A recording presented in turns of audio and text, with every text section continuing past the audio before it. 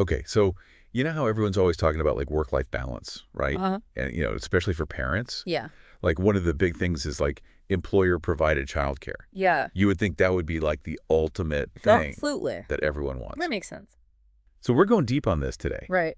and we found this paper that is uh, pretty fascinating. It's called Childcare Assistance, not a major draw for most employees. Wow. And it's from the American Journal of Management. Okay. Came out in 2023. 2023. And it was written by Daryl Crosgrove, Okay. Donald Wedding, Got it. Michael Zugelder, Mm-hmm. and Catherine Blandford. All right. And so basically what they did was they looked at whether or not this benefit is really all it's cracked up to be, Right. because it's expensive for companies Yeah. to provide, Yeah. on-site facilities or Yeah. even to subsidize childcare costs. Yes. So that's what we're diving into today. And they have some really interesting findings in here that I think you'll find, I'm intrigued. intriguing Mhm. and maybe even a little surprising. Let's hear it. So first of all, they talk about a survey that they did called the Workplace Benefits Survey. Okay. And this was done back in 2016, so it was a while ago. Got it. But they sent this survey out to employees at 6 different Midwest universities. Okay. And they got over 3,500 completed surveys back tray. It's a pretty good sample size. That is a good amount of data. So it gives you some pretty solid data to work with. Definitely. And so what they did in this survey was they asked all these demographic questions, and then they also asked people to rate the importance of different workplace issues Makes sense. on a scale of 1 to 10. So like, important, not important kind of thing. Exactly. Got it. And so one of the questions specifically was, how important is it for your employer to offer childcare facilities or childcare financial assistance? Yeah. So that was like the money question right there. That's the one we really care about. Yep. And I'm going to tell you right now, the average score for that one was 5.41 Oh, wow. out of 10. That's pretty low. That's pretty neutral. Yeah. Not really what you would expect, right? No, not at all. I mean, I would have thought that would be way higher. Especially, given all the emphasis on this Exactly. as a benefit. Mm-hmm. So then they also asked about other non-monetary benefits, Okay. just to kind of get a comparison. Yeah. See where childcare falls in the mix. Exactly. So, for example, the highest rated benefit was clearly defined steps for career advancement. Oh, that makes sense. And that one got a score of 7.82. Okay, so significantly higher. Yeah. Interesting. So people, they want to know how they can move up in a company. Right. It's like, what's my future here? Exactly. Okay. And then they also asked about flexible schedules, which is something I know I'm always interested in. Oh, yeah, me too. That got a score of 7.69. Okay, so still higher than the childcare. Yeah. And then flexibility in non-safety related work procedures got 7.6. Okay, so it seems like people really want to be able to like control their own work a little bit. Yeah, autonomy is a big deal. For sure. Now, here's where it gets really interesting. Okay. They asked about having a work environment that respects non-binary gender diversity. Okay. That got a score of 7. So even higher than childcare. Higher than childcare. Wow. Which is interesting because, the percentage of the population that identifies as non-binary or transgender is pretty small. Yeah, it's a fraction of a percent, right? Exactly. So that's a really interesting finding. It is very interesting. And then the last non-monetary benefit they asked about was accommodating unpaid time off for non-emergency reasons. Okay. And that one got a 5.87. So still higher. Still higher than childcare. Wow. So childcare is really at the bottom of the list here. It's not looking great. Yeah. So the researchers, they did think about the fact that, these were university employees. Right. And maybe that skewed the data a little bit. Yeah, especially with that gender diversity when you'd think maybe that would be more important to people in that kind of environment.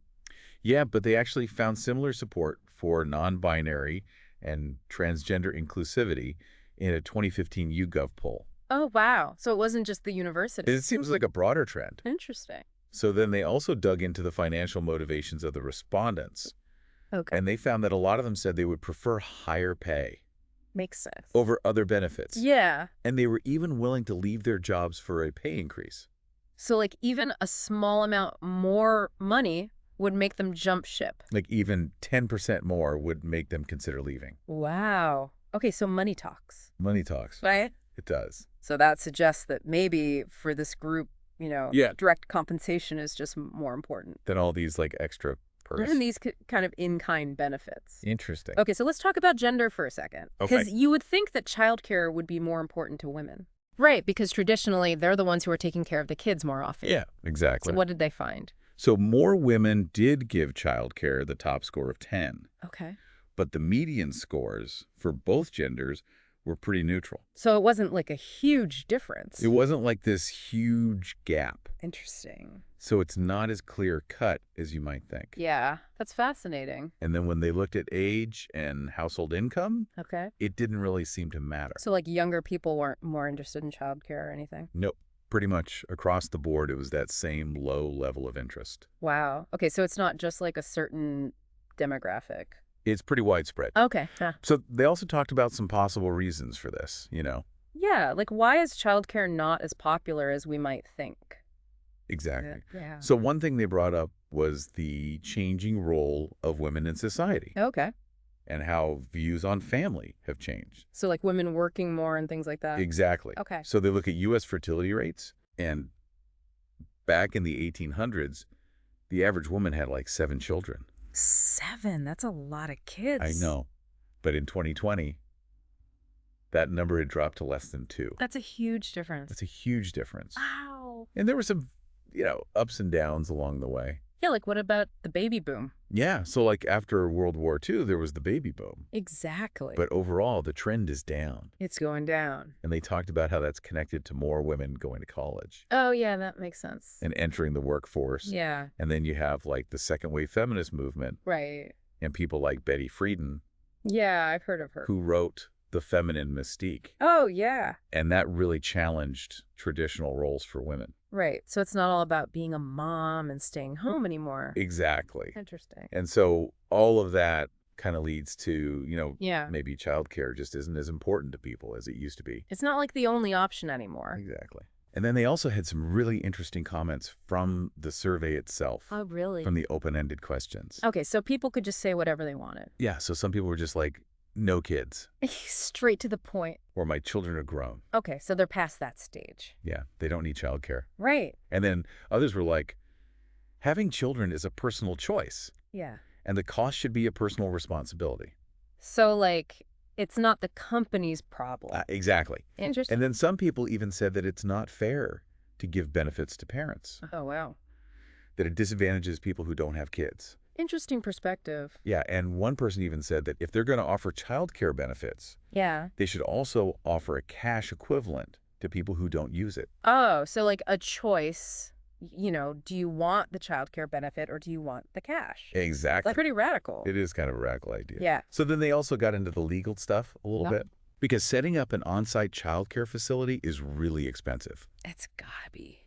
And there are a lot of legal issues too. Right.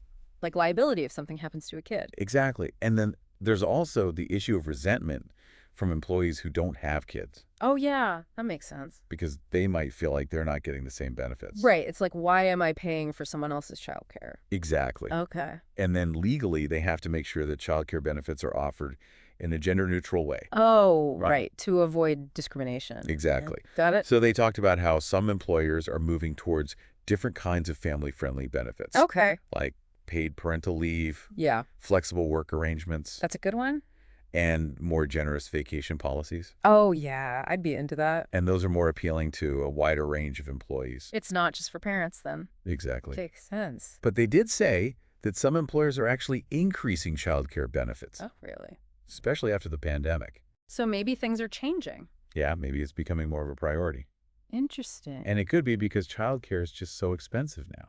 Yeah, it's really hard to find affordable childcare. And it's hard to find good childcare. Yeah, for sure. So maybe employers are realizing that this is something they need to offer. To attract good employees. Exactly. Okay. So what does all this mean for employers and for you, the listener? Yeah, what's the takeaway here? Well, the main thing is that employers shouldn't just assume that everyone wants childcare benefits.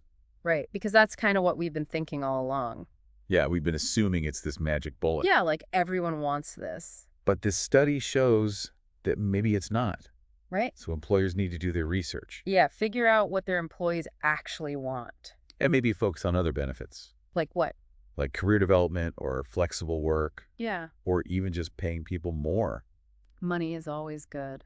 Money's always good. Yeah. So for you, the listener, think about what you value most in a job. Is it childcare or is it something else? What are your priorities?